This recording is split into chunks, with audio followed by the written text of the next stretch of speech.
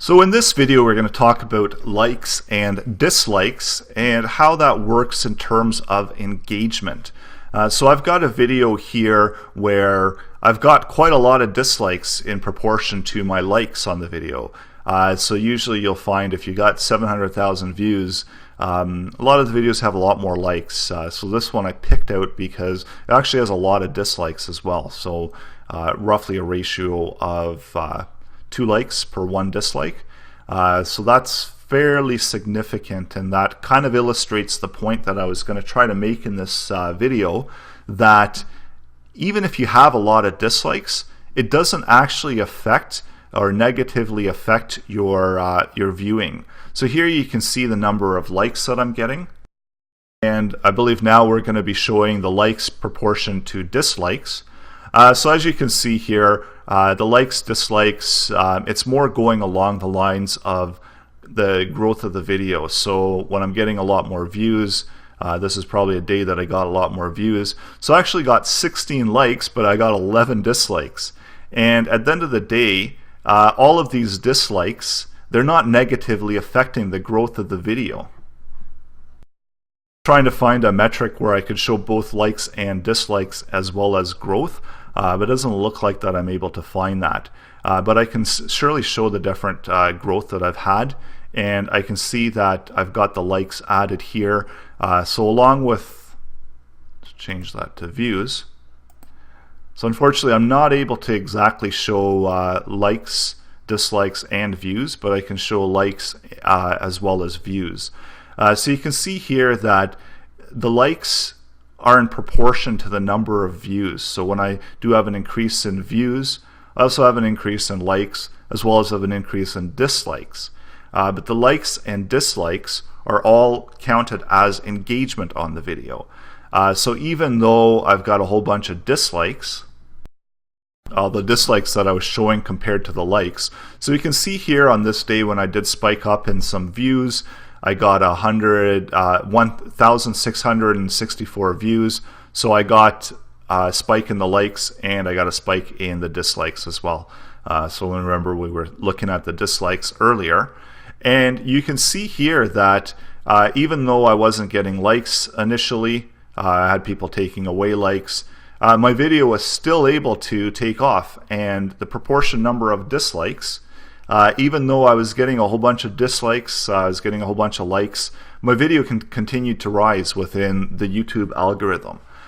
So I think that this video probably, the metrics on this video probably best illustrate the amount of how likes and dislikes actually, the dislikes actually don't affect your video performance as a whole. And the other interesting thing here that I'm looking at, so the number of non-subscribed users are liking me roughly 2 to 1. So they're liking me 2 to 1 proportionately, but it's all still engagement. So this number is going to be counted as a whole for engagement. And then I've got my subscribers here where they've sent me actually 46 likes and only 3 dislikes. So this is probably a little bit more proportional to videos that you might have on YouTube, where you're getting roughly around 10 to 1, 10 likes to dislikes, and then you know you've got fairly good content. So this content, I can deduce that this content is obviously designed for my subscribers and the users that I'm going after, the viewers that I'm going after, because they do like it, and proportionally to their dislikes. So this is just something that I can use to kind of determine if I am actually hitting my target audience and if I am hitting my targeted subscribers. So I know that even though I've been getting a whole bunch of dislikes on this video, and normally that would mean, well, you know, I've got to revisit and think, well, why am I making these types of videos if people don't like it? Even though the views are still coming in, generally you don't want to be making videos where people are disliking it on this kind of ratio. But when I look at my subscriber information here in the analytics, I can see that actually the subscribers do like my content, and they are fairly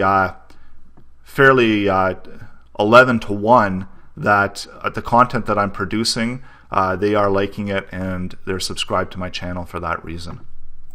So it kind of goes to show that whatever content it is that you're producing, there is an audience for it. And even if the majority of people that come across it don't like it, it's still a view, it's still engagement. And as long as the view time, they're watching it through the video. Flip to another metric here where it's got the audience retention, and this is actually the more important metrics that you're going to be looking at, more than likes and dislikes. And as you can see here, that the average percentage viewed are watching at least half of my videos. So even though they might not like the content of the video, they're watching it through even more than half of the video.